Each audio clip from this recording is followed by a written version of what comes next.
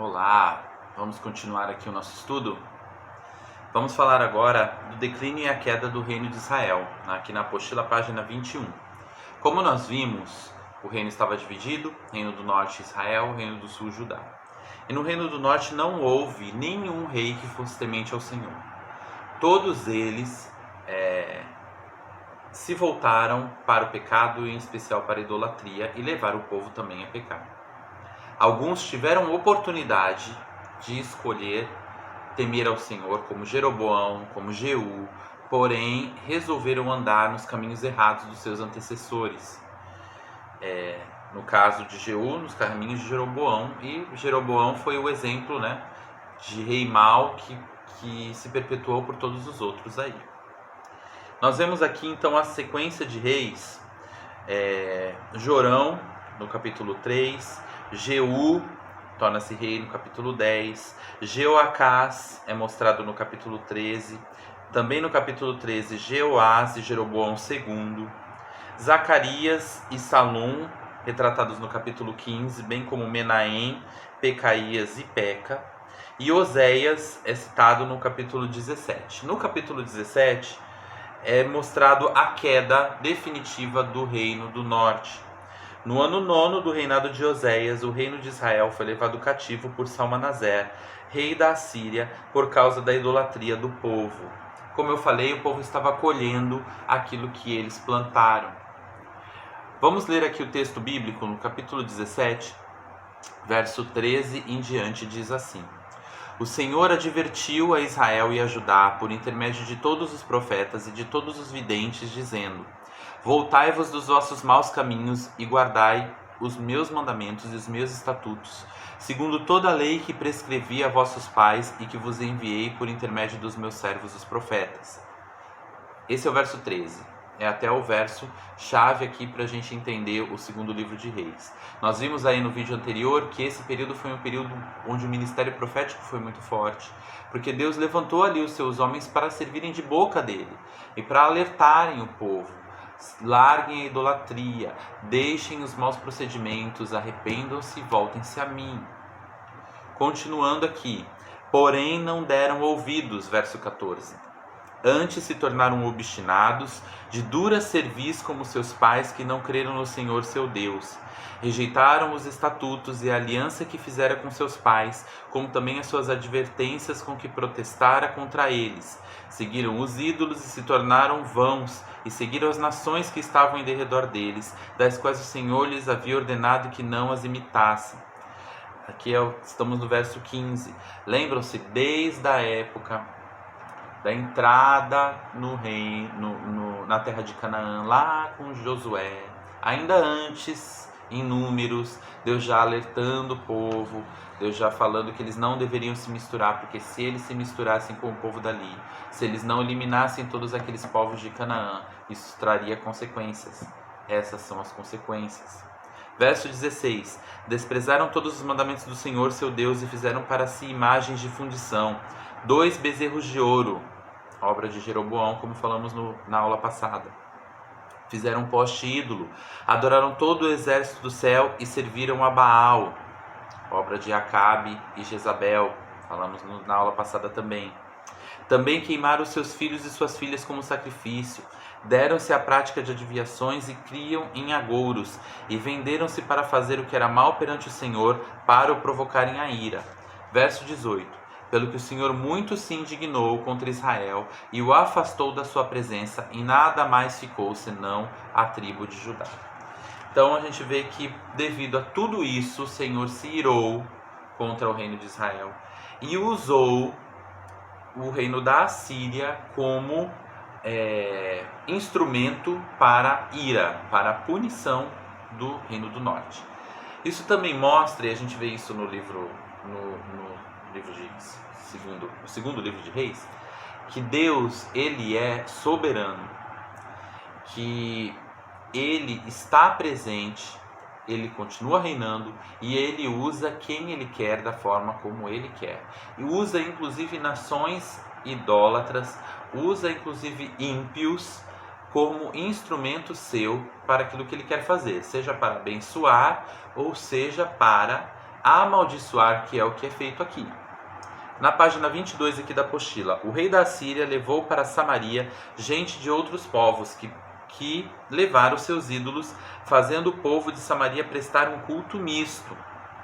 Isso a gente vai ver na sequência do capítulo 17. Samaria era uma cidade que era a capital do Reino do Norte. E o Império Assírio, a metodologia de trabalho deles era a seguinte: primeiro, eles eram extremamente cruéis. Até hoje, quando você estuda história, você vê a forma de domínio dos assírios era através da crueldade.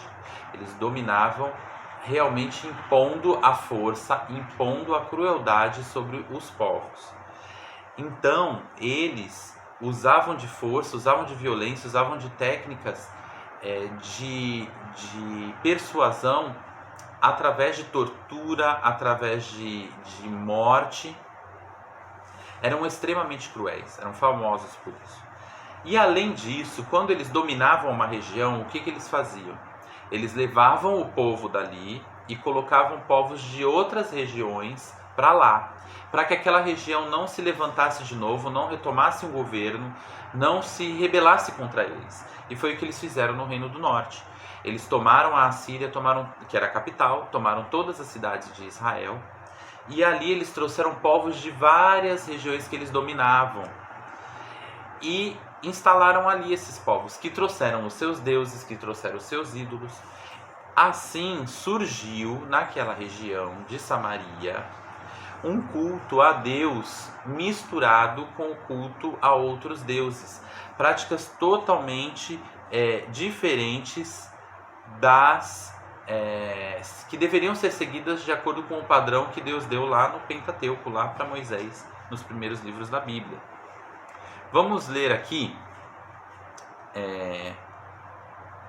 verso 29, ainda aqui do capítulo 17, diz assim: porém cada nação fez ainda os seus próprios deuses nas cidades em que habitavam no Reino do Norte, e os puseram nos santuários dos altos que os samaritanos haviam feito. Os da Babilônia fizeram Sucote-Benote, os de Cuta fizeram Nergal, os de Ramate fizeram Azima, tudo deuses estrangeiros. Os aveus fizeram Nibás e Tartaque, e os sefarvitas queimavam seus filhos a Adrameleque e a Anameleque, deuses de Sefarvaim. Mas temiam também ao Senhor. Dentre os do povo constituíram sacerdotes dos lugares altos, os quais oficiavam a favor deles nos santuários dos altos, de maneira que temiam o Senhor e ao mesmo tempo serviam os seus próprios deuses, segundo o costume das nações dentre as quais tinham sido transportados. Verso 33. Então a gente vê aqui esse misto, essa cultura mista. Temiam a Deus, o Senhor, porque viram o que o Senhor fez ao reino de Israel, né, a ira, mas também temiam a esses outros deuses. É como aquele cristão que vai na igreja, que lê a Bíblia, mas que também lê um horóscopo, também faz uma simpatia, ou seja, ele tem fé aqui, mas também tem fé ali, ou seja, não tem uma fé firmada de verdade no Senhor. Isso chama-se sincretismo religioso, e nós vemos muito isso onde? No nosso país, no Brasil, nas práticas, por exemplo, da Igreja Católica no Nordeste, em especial no Nordeste, na região Nordeste, na Bahia, por exemplo, onde as práticas da Igreja Católica, que são voltadas para o Senhor, para Deus, para Jesus Cristo, mas que trazem elementos da cultura afro, da adoração aos deuses africanos que vieram junto com os escravos quando vieram para o Brasil.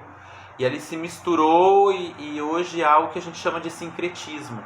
Da mesma forma, isso ocorreu aqui na região do Norte. Por isso, nós vamos ver lá no Novo Testamento, os judeus que eram descendentes do Reino do Sul, de Judá, antipáticos ao povo de Samaria, porque eles entendiam que os samaritanos não adoravam a Deus da forma errada, ou da forma certa, adoravam da forma errada, perdão. Por quê? Por causa disso aqui. Por isso que séculos depois, mesmo já Jerusalém sendo reconstruída, o povo judeu vindo depois do cativeiro de volta e ocupando aquela região de novo, na época de Jesus, os judeus em enfrentamento, em antipatia, em desgosto com o povo da região de Samaria, porque entendiam que os samaritanos não adoravam a Deus como deveria ser adorado, por causa dessa época aqui. Aí a gente vai entender lá em Jesus, lá na época de Jesus, quando ele conta a parábola do bom samaritano, né? O samaritano socorrendo o judeu ferido, e como isso chocou as pessoas da época, porque os judeus não se davam com os samaritanos, porque entendiam que os samaritanos não conseguiam adorar a Deus da maneira correta. E Jesus veio mostrar que a verdadeira adoração era adorar a Deus, era amar a Deus acima de todas as coisas, mas também amar o próximo, independente do templo, independente do monte, mas deveria haver a verdadeira adoração aqui dentro, em primeiro lugar. Inclusive Jesus fala disso com a mulher samaritana lá no livro de João, no capítulo 4. Mas voltando aqui então, o cativeiro do reino de Israel se deu por volta do ano 721 a.C. Cerca de 150 anos depois acontece também o cativeiro do Reino do Sul, mas isso a gente vai ver no próximo vídeo. Fiquem aí que a gente tem mais ainda para a gente concluir a aula de hoje, tá bom?